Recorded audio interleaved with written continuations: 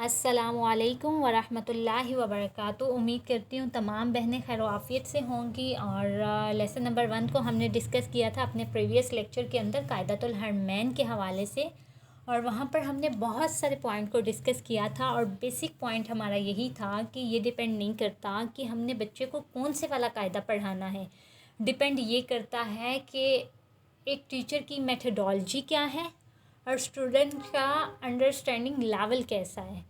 क्योंकि एक अच्छे टीचर की क्वालिटी यही होती है कि वो स्टूडेंट की सलाहियतों को मद्देनज़र रखते हुए अपने स्टूडेंट को टीच करें, ठीक है।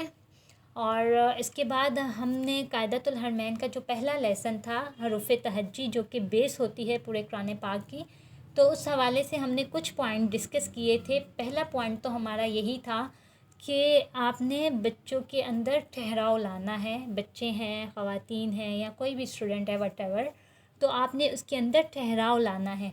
ठहराव लाने के लिए आपने ये बताना है उस बच्चे को कि एक हर्फ़ की अदायगी आपने कर ली है, अब दूसरे हर्फ़ की अदायगी करने के लिए दोनों हर्फ़ के दरमियान कितनी देर आपने ठहरना है, कितना गैप लेना है आपने, कितना स्पेस लेना है, ठीक है। एक तो ये चीज़ आपने क्लियर करनी है बच्चे को।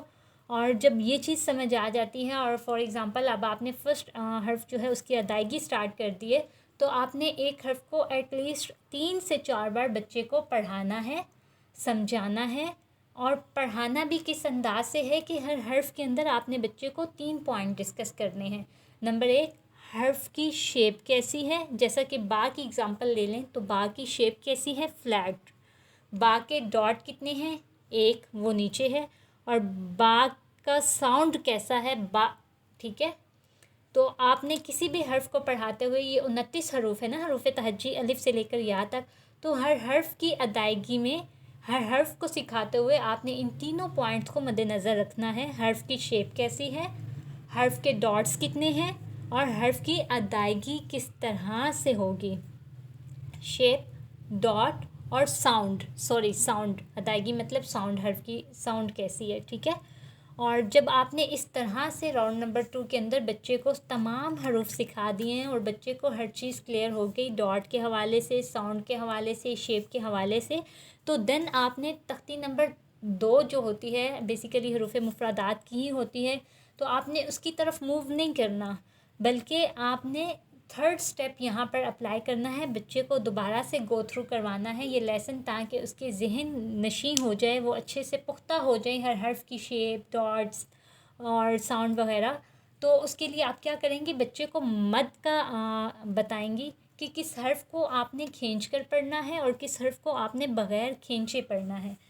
पहले तो आप ऐसा करेंगी कि बच्चे को पेंसिल है या मार्कर है आपके पास, आप अलिफ और हमज़ा पर क्रॉस लगा दें कि इन दोनों हरूफ को आपने इन दोनों हरूफ को आपने छोड़कर बाकी जितने भी हरूफ हैं आपने उनको बताना है वो 2 हरफ़ी हैं या 6 हरफ़ी हैं। 2 हरफ़ी यानी बा अलिफ बा 2 हर्फ हैं, ठीक है। और 6 हरफ़ी के बारे में जैसा कि जीम है, जीम, या और मीम, ये 6 हरफ़ी है। एक तो ये कॉन्सेप्ट आपने बताना है। अगर बड़ी बच्चियाँ होंगी, ख़वातीन होंगी, तो उनको ये चीज़ समझ आ जाएगी, ठीक है। और अगर बच्चे हैं तो बेसिकली आजकल तजवीदी कायदा भी होते हैं और बहुत सारे ऐसे कायदा भी देखने में आते हैं जहाँ पर हर हर्फ़ के ऊपर मद लिखी होती है, यानी जिस हर्फ़ को आपने लंबा करना है तो वहाँ पर मद का साइन होता है, मद की शेप बनी होती है। तो आप वो शेप जो होती है वो बच्चे को आप क्लियर करवा दें कि जिस हर्फ़ के ऊपर ये शेप होगी आपने उन हरूफ को लंबा करके पढ़ना है, खींच कर पढ़ना है। 5 अलिफ की मिक़दार उसकी होगी। और 5 अलिफ का कॉन्सेप्ट आप किस तरह से बच्चे को समझाएंगी कि जितनी देर आप अपने हाथों की 5 उंगलियां खोलेंगे उतनी देर में आपने उस हर्फ़ को लंबा करके पढ़ना है, स्ट्रेच करके पढ़ना है, ठीक है। एक तो ये तरीका है बच्चे को समझाने का। दूसरा ये है कि बाज़ कायदा ऐसा भी देखने में आते हैं कि उनके ऊपर मद का साइन नहीं होता, बल्कि उनके बॉक्स के अंदर, जैसा दाल है ना, डिफरेंट बॉक्स बने होते हैं। दाल है तो उसके साथ आगे लिखा होता है दाल, अलिफ लाम दाल। तो ये मेथोडोलॉजी भी आप यूज़ कर सकती हैं कि अगर मद का साइन नहीं है तो आप बच्चे को ये बता दें कि जिस बॉक्स के अंदर 3 हर्फ होंगे, दाल अलिफ दाल लाम दाल, दाल अलिफ लाम दाल, तो आपने उन हरूफ को खींच कर पढ़ना है। तो इस तरह से अगर बच्चे को समझ आ जाए तो वेल एंड गुड। और करना आपने ये है कि پہلی لائن جو ہوگی یا دوسری لائن جو ہے آپ نے ایک لائن پر بچے کو خود سے پریکٹس کروانی ہے، اور نیکسٹ جتنی بھی لائنز ہیں حروف تہجی کی تو وہاں پر آپ نے بچے سے کویشچن کرنے ہیں، اور آپ نے دیکھنا ہے کہ آپ کی باتیں کتنی بچہ پک کر رہا ہے اور بچے کو کتنی آپ کی سمجھ آ رہی ہے اور کتنا کانسیپٹ بچے نے اڈاپٹ کر لیا ہے، ٹھیک ہے۔ اور یہ دونوں میتھڈالوجیز آپ یوز کر سکتے ہیں بچے کو مد کا کانسیپٹ سمجھانے کے لیے۔ اس کے علاوہ اگر آپ کے مائنڈ کے اندر کوئی اور میتھڈالوجی ہے تو وہ بھی آپ یوز کر سکتی ہیں، لیکن بیسک کانسیپٹ کیا ہے مد کا کہ کن حروف پر ہم مد کریں گے، تو وہ یہ ہے کہ ایک تو الف اور حمزہ کے علاوہ باقی تمام حروف 2 حرفی اور 6 حرفی ہیں۔ اور اب ہمیں کیسے پتہ لگے گا کہ ہم نے کن حروف پر مد کرنی ہے اور کن پر نہیں کرنی؟ تو جو ایکچول کانسیپٹ ہے وہ یہی ہے کہ حروف مدہ کا آپ کو پتہ ہونا چاہیے کہ حروف مدہ 3 ہیں، واو، الف اور یا۔ تو یہ جو حروف مدہ ہیں اگر کسی بھی حرف کے مڈ میں آ جاتے ہیں تو آپ ان حروف پر مد کریں گے۔ کیسے مڈ میں آئیں گے؟ جیسا کہ جیم، یا، میم۔ اب یہ حروف مدہ جو یا ہے، یا مدہ، یہ کیا آ گیا؟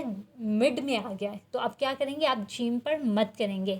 اسی طرح دال ہے، دال، الف، لام۔ اب حروف مدہ میں سے الف مدہ جو ہے وہ مڈ میں آ گیا۔ یاد رکھیے گا حروف مدہ جو ہوں گے نا، واو، الف، یا، واو، الف اور یا، یہ کسی بھی حرف کے مڈ میں آئیں گے، ٹھیک ہے۔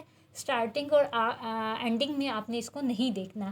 اب دال ہے، الف جو ہے مڈ میں آ گیا تو آپ نے دال کو مد کے ساتھ پڑھنا ہے۔ اسی طرح نون ہے تو واو مدہ، واو مڈ میں آ گیا ہے تو آپ کیا کریں گے؟ نون پر بھی مد کریں گے۔ اب فار ایگزامپل ہم نے کیوں چھوڑا الف اور حمزہ کو کہ الف اور حمزہ کو چھوڑ کر باقی تمام حروف 2 حرفی اور 6 حرفی ہیں، اور الف پر یہ کوئی بھی اسٹوڈنٹ آپ سے بھی کویشچن کر سکتا ہے کہ الف جیسے آپ نے کہا 6 حرفی کو ہم نے مد کے ساتھ کرنا ہے تو الف پر ہم مد کیوں نہیں کریں گے؟ تو آپ اگر الف کا مڈ پارٹ دیکھیں تو وہاں پر لام ہے، الف، لام، فا، الف بنانا۔ اب وہ جو مڈ پارٹ لام ہے، لام حروف مدہ میں سے نہیں ہے، حروف مدہ 3 ہے، واو، الف، یا۔ جب یہ کسی حرف کے مڈ میں آئیں گے تو تب ہم مد کریں گے، ٹھیک ہے۔ اب الف میں جو لام ہے وہ مڈ میں ہے، اس لیے الف پر ہم مد نہیں کرتے، اور یہی کانسیپٹ حمزہ کا بھی ہے، ٹھیک ہے۔ حمزہ کے اندر بھی کوئی حروف مدہ مڈ پارٹ میں نہیں آ رہا تو اس لیے ہم یہاں پر بھی مد نہیں کریں گے، ٹھیک ہے۔ اب یہ رول بھی کلیئر ہو گیا کہ بچے نے پورے لیسن پر مد کا کانسیپٹ بھی سیکھ لیا ہے، ٹھیک ہے۔ اور اس کے بعد آپ نے کیا کرنا ہے کہ مخرج معلوم کرنے کا طریقہ بچے کو بتانا ہے، ٹھیک ہے۔ آپ نے بچے کو بتانا ہے الف، واو اور یا کے علاوہ کسی بھی، اب الف، واو اور یا کو ہم نے کیوں چھوڑا یہ ابھی ہم نیکسٹ آگے ڈسکس کرتے ہیں کہ الف، واو اور یا کے علاوہ کسی بھی حرف کا مخرج معلوم کرنا ہو تو آپ کیا کریں گے کہ مخرج مطلب وہ حرف کہاں سے ادا ہو رہا ہے، ٹھیک ہے۔ کیونکہ اب آپ بچے کو یہ تو نہیں بتا سکتے نا کہ بیٹا یہ حروف لسویہ ہے، یہ حروف حلقی ہے، یہ حروف طرفیہ ہے، یہ حروف نطاعیہ ہے، تو یہ تمام جو نیم ہیں یہ کافی ڈیفیکلٹ ہیں، بچے بھول جاتے ہیں۔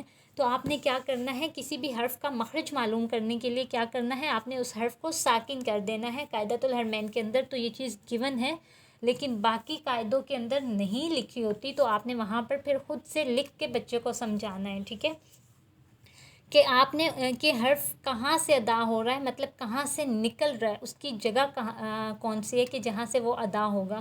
تو آپ نے کیا کرنا ہے، اس حرف کو ساکن کر دینا ہے۔ حرف کو جب ساکن کریں گے تو اس سے پہلے آپ نے الف لگانا ہے اور الف کے اوپر زبر لگا دینی ہے۔ یاد رکھیے گا کہ الف ہمیشہ جو ہوتا ہے وہ خالی ہوتا ہے، ٹھیک ہے۔ جب الف کے اوپر زبر، زیر یا پیش لگا دی جاتی ہے تو وہ حمزہ بن جاتا ہے، وہ الف نہیں رہتا۔ مطلب فار ایگزامپل آپ نے با ہے، با کو ساکن کر دیا کہ با کہاں سے ادا ہو رہا ہے، تو با کے اوپر ساکن کر دیں گے، جزم سائن لگا دیں گے، اس سے پہلے الف لگا کر اوپر زبر لگائی تو وہ حمزہ بن گیا۔ تو اب کیسے پتہ لگے گا کہ با کے نکلنے کی جگہ کون سی ہے؟ تو جب ہم اس کو ادا کریں گے حمزہ، با، تھوڑا میں سلو پڑھوں گی تاکہ آپ کو سمجھ آ جائے، حمزہ، با، زبر، اب، اب، ٹھیک ہے۔ جب ہم اب کریں گے تو جہاں پر ہماری آواز ٹھہرے گی، جب ہم اب کہتے ہیں تو آپ نے دیکھا ہوگا کہ ہمارے اوپر اور نیچے کے دونوں ہونٹ آپس میں مل جاتے ہیں، تو آپ نے بچے کو بتانا ہے کہ یہ دیکھیں بیٹا آپ کے دونوں ہونٹ جب آپ نے اب کیا تو آپ کے دونوں ہونٹ مل گئے، تو یہاں سے ہی اب ملے ہوئے ہونٹ جو ہیں آپ با ادا کریں گے تو یہ دونوں کھل جائیں گے، با با۔ تو آپ نے بتانا ہے کہ با کہاں سے ادا ہوا، جب دونوں ہونٹ آپس میں مل گئے تو با ادا ہوا، ٹھیک ہے، آسان الفاظ میں آپ نے اس کو بتانا ہے۔ تو اسی طرح سے آپ نے تمام جو تختی ہے یعنی حروف تہجی جو 29 ہیں آپ نے بچے کو اس طرح سے پریکٹس کروانی ہے۔ اگر اس کو یاد نہیں ہے کہ مطلب نام کیا ہے، یہ مخرج کہاں سے ادا ہو رہا ہے، تو وہ سمپل اس طرح سے جب پریکٹس کرے گا تو کچھ نہ کچھ اس کے مائنڈ کے اندر یہ مخارج کے جو کانسیپٹ ہیں وہ بھی پختہ ہو جائیں گے، ٹھیک ہے۔ اب بات کرتی ہوں آپ کی کہ میں نے آپ کو کیوں کہا کہ الف واو یا کے علاوہ کسی بھی حرف کا مخرج معلوم کرنا ہو تو یہ بچے کو آپ نے وہی کانسیپٹ بتانا ہے جو بھی میں نے آپ کو بتایا ہے۔ اب یہ جو نیکسٹ میں آپ کو بتا رہی ہوں یہ آپ ٹیچرز کے لیے، ٹھیک ہے، کہ مخارج کی جب ہم ترتیب کی بات کرتے ہیں تو مخارج کی ترتیب جو ہوتی ہے وہ دو طرح کی ہوتی ہے، ٹھیک ہے۔ ایک کو ہم کہتے ہیں محققہ، محققہ، ٹھیک ہے، اور دوسری ہوتی ہے مقدرہ۔ اب ٹوٹل مخرج جو ہیں وہ آپ کو پتہ ہے 17 ہے، کہ 29 جو حروف تہجی ہیں وہ 17 جو مخارج الحروف ہیں وہاں سے ادا ہوتے ہیں، ٹھیک ہے، 29 حروف کے 17 مخرج ہیں، ٹھیک ہے۔ اب ان 17 میں سے جوف دہن یعنی پہلا مخرج حروف مدہ کا جو ہے واو الف یا اس کو چھوڑ کے، اور آخری جو ہے 17واں خیشوم جو ناک کا بانسا ہوتا ہے جہاں سے نون اور میم مشدد والے حرف ہوتے ہیں ادا ہوتے ہیں، ٹھیک ہے، آپ نے پہلا اور آخری یعنی جوف دہن اور خیشوم کو چھوڑ کے باقی جو 15 مخارج ہیں نا حروف ہلکی سے لے کے آگے والے جو 15 ہیں، ٹھیک ہے، ان کو ہم کہتے ہیں محققہ۔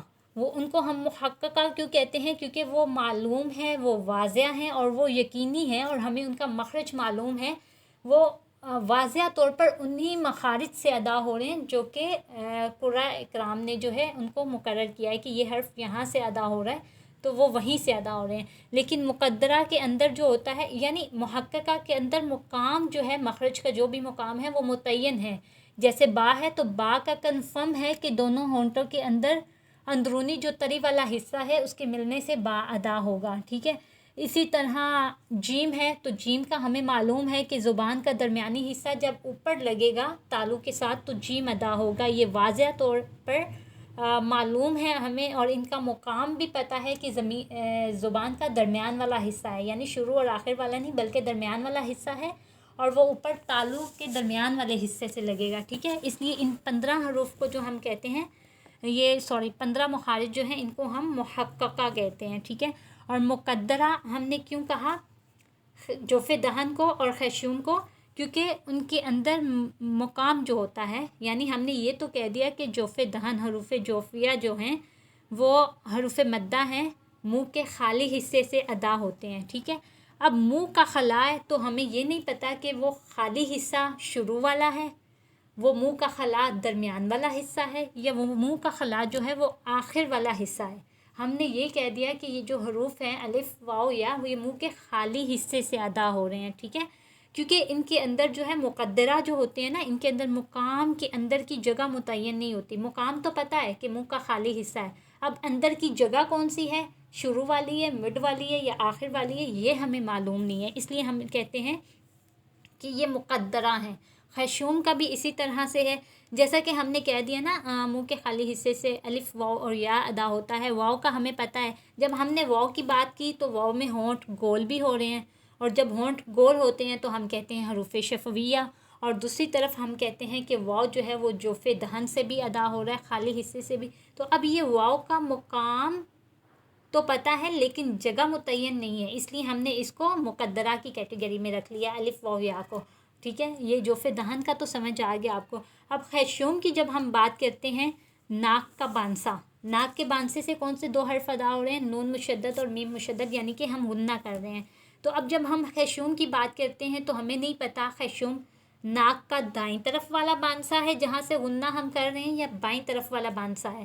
تو اب یہ چیزیں بھی جو ہے کنفیوژن کر رہی ہے کیونکہ مقام کا تو پتہ ہے، یہاں پر بھی جگہ متعین نہیں ہے، بانسا اوپر والی سائڈ سے ہے، نیچے والی سائڈ سے ہے، مڈ سے ہے، تو اس لیے ہم خارج کی ترتیب کے حوالے سے ہم کہتے ہیں کہ 15 جو مخرج ہیں وہ محققہ ہیں، جوف دہن اور خیشوم جو ہیں وہ مقدرہ ہیں. ٹھیک ہے، یہ آپ کے لیے تھا. اور اس طرح سے آپ نے بچے کو یہ والا راؤنڈ بھی کمپلیٹ کروانا ہے، کیونکہ بیس ہوتی ہے حروف تہجی کی اور اس کا اسٹرانگ ہونا بہت ضروری ہے. جب بچہ یہ تمام چیزیں یہاں پر ہی سیکھ لے گا، پھر آگے آگے اس کی پریکٹس ہوتی رہے گی، اور جب تک وہ قرآن پاک پر پہنچے گا تو انشاءاللہ وہ بہت عمدہ طریقے سے قرآن پاک پڑھے گا، اور وہ آپ کے لیے بھی صدقہ جاریہ ہوگا، اور بچے کے لیے بھی اور اس کے والدین کے لیے بھی.